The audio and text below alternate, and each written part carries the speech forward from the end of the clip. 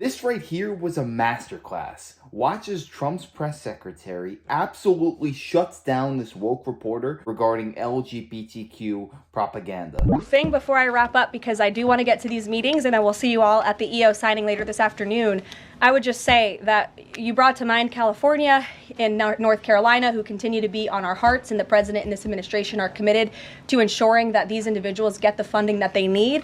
And I would just say a strong message to Democrats who are out there pretending to be outraged about the long list of crap that this administration is cutting, federal waste and funding, like $2 million for sex changes in Guatemala, $6 million to fund tourism in Egypt, $20 million on a new Sesame Street show in Iraq, $4.5 million to combat disinformation in Kazakhstan. I could go on, and I'm happy to provide this list to every single one of you. Democrats are outraged that the American people want to be, they want their taxpayers going to good uses, not stuff like this. But then they're very quiet about the fact that there are still North Carolinians and people in California who have lost everything, and in the last 4 years, this federal government did nothing to help them.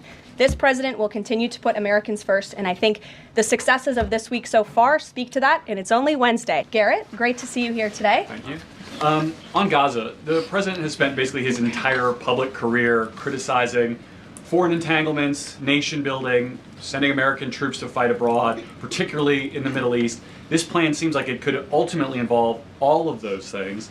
Can you explain this reversal and how building and owning Gaza squares with America First foreign policy? I would reject the premise of your question that this forces the United States to be entangled in conflicts abroad. The president has not committed to putting boots on the ground in Gaza. He has also said that the United States is not going to pay for the rebuilding of Gaza. His administration is going to work with our partners in the region to reconstruct this region. And let me just take a step back, Garrett, because this is an out-of-the-box idea. That's who President Trump is. That's why the American people elected him. And his goal is lasting peace in the Middle East for all people in the region. And as I said in my opening remarks, we've had the same people pushing the same solutions to this problem for decades. And it's been made very clear to the president that the United States needs to be involved in this rebuilding effort to ensure stability in the region for all people. But that does not mean boots on the ground in Gaza. It does not mean American taxpayers will be funding this effort. It means Donald Trump, who is the best deal maker on the planet, is going to strike a deal with our partners in the region. He did not rule out American troops in Gaza last night. Are you doing that now? I am saying that the president has not committed to that just yet. He has not made that commitment, and you know that. And on the foreign partners, the Jordanians, the Egyptians, the Saudis have already panned this plan.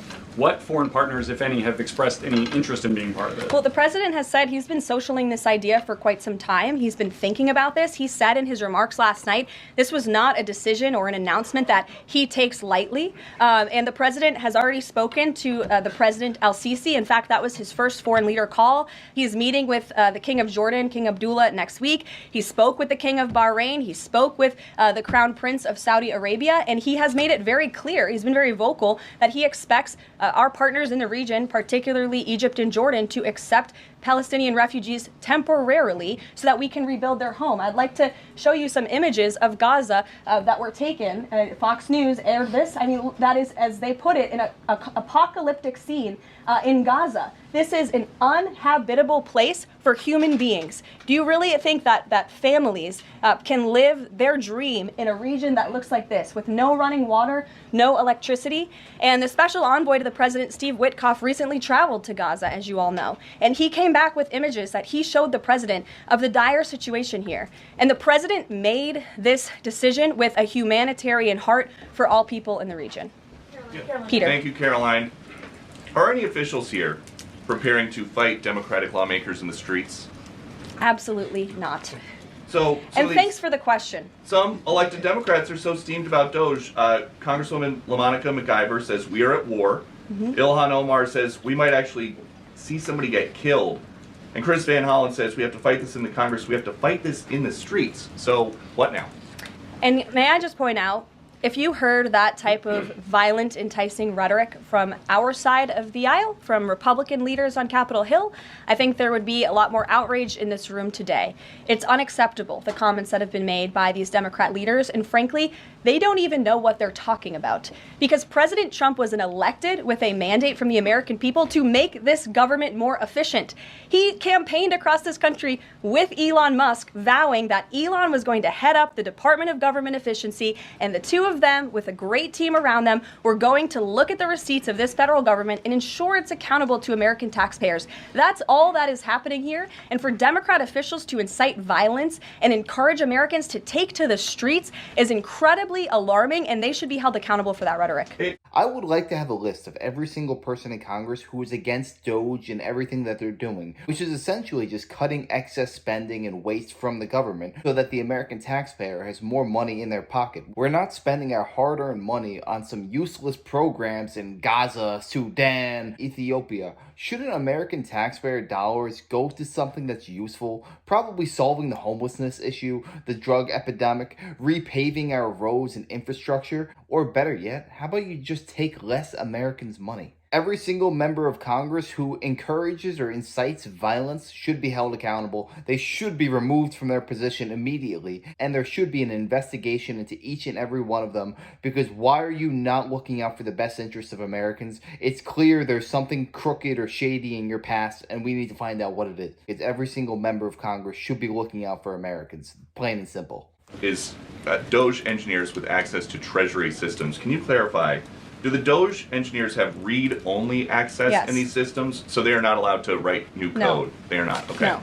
And then one more thing. NBC is reporting that some of the illegal immigrants that we've seen rounded up and arrested are not being deported. They're being released with ankle or wrist monitoring devices, or they have to check in on the phone. So is the administration arresting more people than you have room for? I have seen the reports, and I'm glad you brought it up because we want to address it. There have been a total of 461 illegal aliens. This is of this morning when I got this information from DHS that have been released from custody of the more than 8,000 that have been arrested since President Trump was inaugurated. It's less than 6%, and there are reasons for their release. Some of the factors include a lack of significant likelihood of removal in the foreseeable future, lack of detention availability, which is something this president and this administration has been incredibly vocal about. We are doing everything we can to deport and detain illegal immigrants, but we need Congress's help to increase funding for Border Patrol and for ICE to increase detention capability in our facilities. And then other serious medical conditions have also been the reasons for some of the release of these individuals. But none of them have final deportation orders. Many of them are probably contesting their immigration status. I'd refer you to DHS for more details, but I did get that information because I knew it'd be a question, so thank you. Sure. Yes. The president and you here again today have made clear, given the devastation, you think Palestinians have no choice but to leave Gaza and go elsewhere. But Palestinians say this is their home. They don't want to go. The president last night said he's willing to use the military if necessary. Is the U.S. prepared to remove Palestinians from Gaza by force? The president is prepared to rebuild Gaza for Palestinians and all people in the region, peace-loving people who want real economic development and opportunity in the region. This is a region that has been controlled by Iranian-backed terrorists, Hamas, who have brutalized not just Israelis but Palestinians too. It is because of Hamas that you see those images on that screen, that Gaza has become a demolition site because Hamas launched that brutal attack on Israel on October the 7th. And so again, I would stress, President Trump wants to ensure that this can be a place where all people can live in peace. He is a peacemaker in chief. He made that very clear in his first term. And as for how that will be accomplished, the president and his team are talking with our allies in the region to consider next steps. But should the American people be prepared to see U.S. military on the ground fighting a ground war against Hamas? Again, the president has not committed to U.S. troops in the region. But it is an option. I have said that the president has not committed to that yet. Sure. If I could just follow up on that, though, why not rule out the idea of committing U.S. troops? This has been a long-standing argument that the president has made really over the last decade or so, talking about endless wars and not something the U.S. wants. Why not rule out? Because I think the president is very good when he's making deals and negotiating not to rule out anything because he wants to preserve that leverage in negotiations. And so I think that's what he's doing here. If I Mary. can follow up on that, though, he also said that everyone loves this plan. He said that in the Oval Office this morning. It's true. In fact, the Deputy Prime Minister of Jordan called it a declaration of war on the Arab people. So how does he square the fact that even some Republicans on the Hill are objecting to this or questioning this. How does he square the fact saying everyone loves this plan? Well, King Abdullah of Jordan will be here next week, so I can provide you more context on the conversations he will have directly with the President of the United States after that meeting. And I would just point out that there's been a lot of leaders and officials all around the world who have doubted, I suppose, the deal-making ability of President Trump. You heard the Panama leader saying that he would not agree to some of the concessions that he has now made because of Secretary Rubio's visit. You had the Colombian president saying he wouldn't accept flights of Colombian illegal nationals who have entered into our country illegally, and those flights are underway. So actions speak louder than words. Dasha.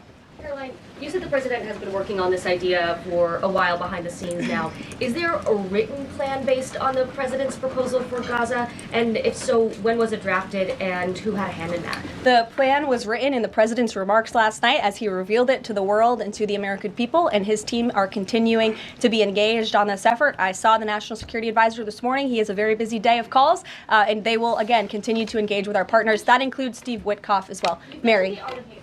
Two questions for you on the news of the day. So how is today's executive order going to impact the 2028 Summer Olympics in Los Angeles? Would a man who thinks that he's a transgender woman be allowed to compete as a female on U.S. soil? It's a very good question, and the president has actually mentioned this, that he does expect the Olympic Committee and the NCAA to no longer allow men to compete in women's sports. And I think the president, with the signing of his pen, starts a very public pressure campaign on these organizations to do the right thing for women and for girls across the country. Again, this is an incredibly popular position. There have been many notable female athletes who have had the courage to speak out against some very powerful institutions in this country. They deserve to have a voice and a say. The president is bringing their voice to the highest level at the White House this afternoon, and he expects these organizations to comply with this federal executive order that he'll be signing today. It's so funny trying to hear a liberal try and justify that a man can compete against women in sports, because every single time it happens, almost bar none, it is a slaughtering. It is not even close. Serena Williams, the greatest female tennis player ever, has basically said she would get smoked by anyone in the top 400, 500 men. It would not be close. She said she would be lucky to score a point or two because it's just different. They're stronger. They have higher bone density. So if Mike Tyson in his prime decided to put on a wig, all these left-leaning liberals would say that's perfectly fine if he identifies as a female. When in reality, that is the dumbest thing you could possibly say, because you're putting people's lives at risk. If you actually cared about protecting women and women's rights, then you would be all for keeping men and female sports separate, because clearly that's the right thing to do. Of this executive order and the topic in general, what's the White House's view of framing that calls men transgender females, or similar rhetoric coming from organizations like the ACLU and GLAAD? Well, it's been very clear. The policy of this administration is that there are only two sexes, male and female. Pretty simple. Brian Glenn. Yes. USAID has gotten a lot of attention the last couple of days with some of these bizarre things that we've been, taxpayers have been funding. Mm-hmm. Now it looks like there are a couple media outlets that have been dragged into this conversation as far as USAID funding as well. Does the president have any comment on that? So upon coming out here to the briefing room, I was made aware of the funding from USAID to media outlets, including Politico, who I know has a seat in this room. And I can confirm that the more than $8 million taxpayer dollars that have gone to essentially subsidizing subscriptions to Politico on the American taxpayers' dime will no longer be happening. The DOJ team is working on canceling those payments now. Again, this is a whole of government effort to ensure that we are going line by line when it comes to the federal government's books. And this president and his team are making decisions across the board on, do these receipts serve the interests of the American people? Is this a good use of the American taxpayers' money? If it is not, that funding will no longer be sent abroad, and American taxpayers will see significant savings because of that effort. Thank you. I'd like to give some love to the back row. I've heard that unfortunately they haven't been called on in years past. So Reagan, why don't you go ahead? Thanks, Caroline. The WHC announced that comedian Amber Ruffin, who has called the president a toddler with his pants pulled down, will be the entertainment for this year's Correspondents' dinner. Does the White House have a reaction to this choice, and will the president be attending the dinner this year? Certainly an interesting choice. I have the president's invitation on my desk. I have the invitation for myself on my desk as well. Haven't talked to the president about it. When he makes his decision, I will let you all know. But definitely an interesting choice of the comedian. I'll talk to the boss about it and see what we decide. Sure, go ahead. Yes, yes.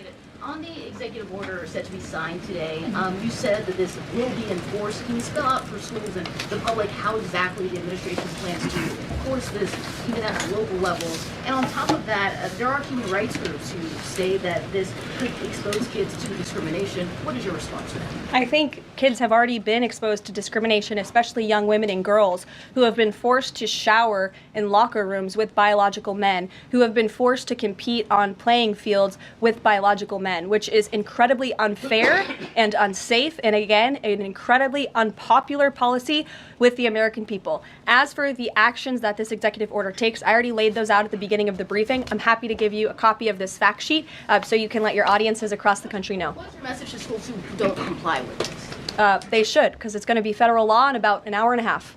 So your colleague to your right, to my Thanks, left. Caroline. Yes. Taylor with Spectrum News. You talked a bit about Doge. Elon Musk is currently a, quote, special government employee who also owns companies that have billions of dollars in federal contracts. You said earlier this week that he has abided by all applicable federal laws, but what steps is the Trump administration taking to address that conflict of interest? The president was already asked and answered this question this week, and he said if Elon Musk comes across a conflict of interest with the contracts and the funding that Doge is overseeing, then Elon will excuse himself from those contracts. And he has, again, abided by all applicable laws. In the back left, go ahead.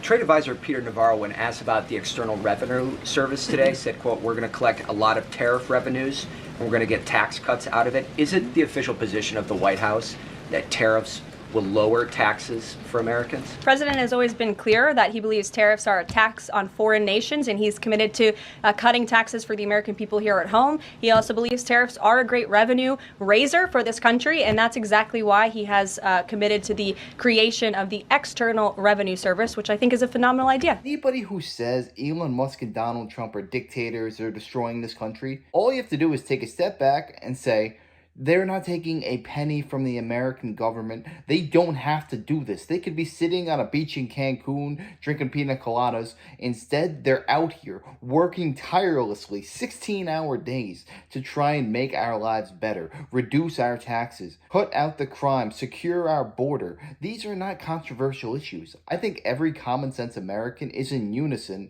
agreeing with these men and thanking the Lord that they're willing to do this for us. Because if we did not have these two people, our country would be in far worse shape. And in regards to the LGBTQ stuff, I think most Americans don't really care. You can do whatever the heck you want in your own house. If you want to identify as a cactus, that's your right. That is your God-given right. You can do that, but that does not mean that I have to call you a cactus and I have to abide by what you call yourself. That's the key thing that a lot of people are missing. Because if you want to teach this propaganda and you want to spew it towards our kids, that's where we have an issue. That's where everybody is going to stand up and say, no, absolutely not. You are nuts if you think you're teaching this to my kid. And if you were a biological male and you're in a dressing room with my daughter, you have got another thing coming. I think most Americans would agree that is not happening. I don't care if you got to throw me away for a crime, a hate crime. You are not competing or changing against my daughter. But if you do want to change genders and you're above the age of 18, that's your right and you can do that. Just don't push your propaganda and idiocracy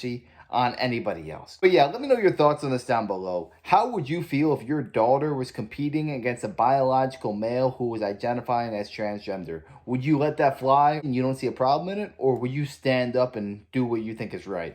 Let me know. I'd love to know your opinions. And if you enjoyed, make sure to smash that like, comment, subscribe, and wish you guys nothing but the best. Till next time.